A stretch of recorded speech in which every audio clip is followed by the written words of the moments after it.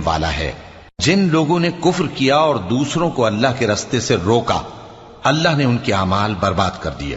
اور جو لوگ ایمان لائے اور نیک عمل کرتے رہے اور جو کتاب محمد صلی اللہ علیہ وآلہ وسلم پر نازل ہوئی اسے مانتے رہے،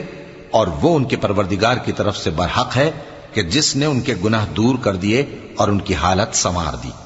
یہ اعمال کی بربادی اور اصلاح حال اس لیے ہے کہ جن لوگوں نے کفر کیا انہوں نے جھوٹی بات کی پیروی کی، اور جو ایمان لائے وہ اپنے پروردگار کی طرف سے دین حق کے پیچھے چلے۔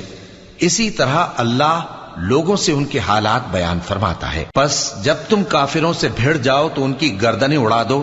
یہاں تک کہ جب ان کو خوب قتل کر چکو تو جو زندہ پکڑے جائیں ان کو مضبوطی سے قید کر لو،